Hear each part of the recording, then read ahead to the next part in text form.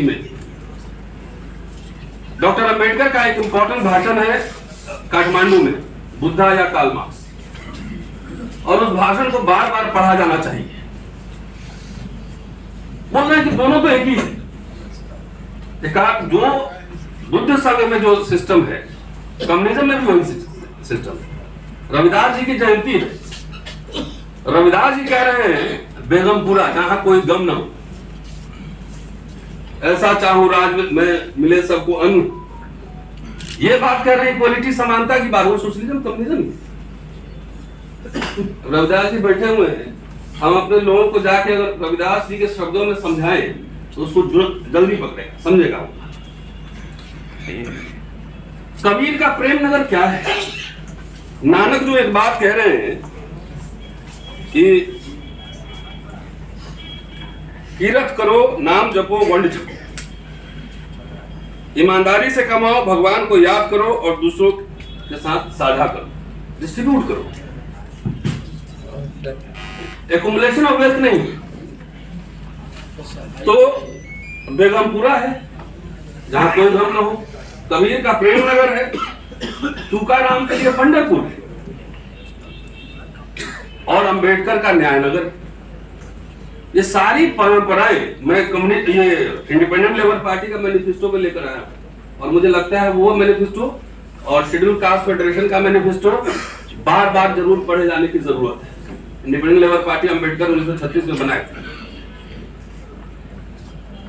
तो वो खास तौर से हम लोग इस आइडियाज को, जिनको पीएम सीएम बनना है उनको बनने दीजिए, लेकिन हमें तो लाखों बच्चों की नौकरियों का सवाल है।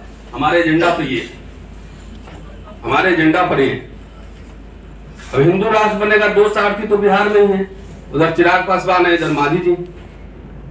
मांझी जी को एक दिन जंतर मंतर में प्रोग्राम में हमें मिले, तो मैंने कहा वो लग रहा है उनका कोई आरक्षण खा गया।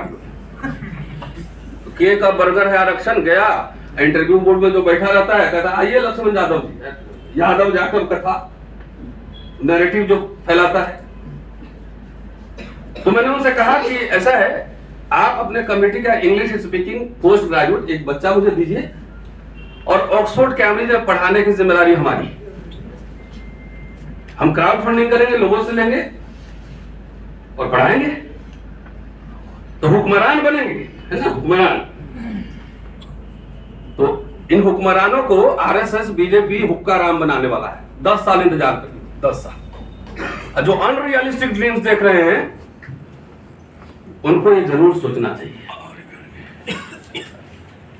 मैं बार बार रिपीटेडली ये कह रहा हूं कि इंडियन रिपब्लिक, देखिए अंबेडकर नेहरू में जो भी मतभेद रहे हो, लेकिन दोनों में एक बात कॉमन था। कॉमन ये था कि ये मॉडर्न इंडियन रिपब्लिक स्टेट बनेगा।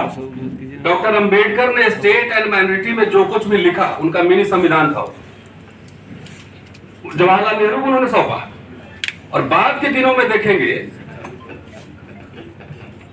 तो जवाहरलाल नेहरू से लेकर इंदिरा गांधी, राजीव गांधी तक उन प्रोविजंस को किस्तों में लागू किया गया।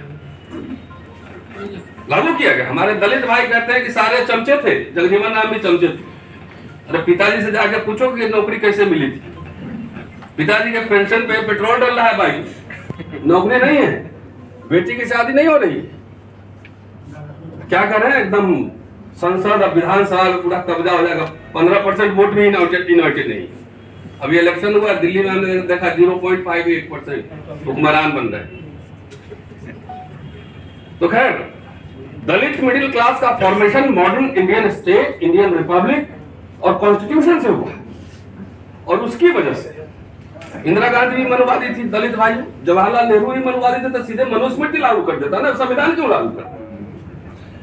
बैंक का नेशनलाइजेशन हो गया तो तुम्हारे बैंक चले गए, जमींदारी उन्मूलन हुआ तो तुम्हारी जमींदारी चली गई।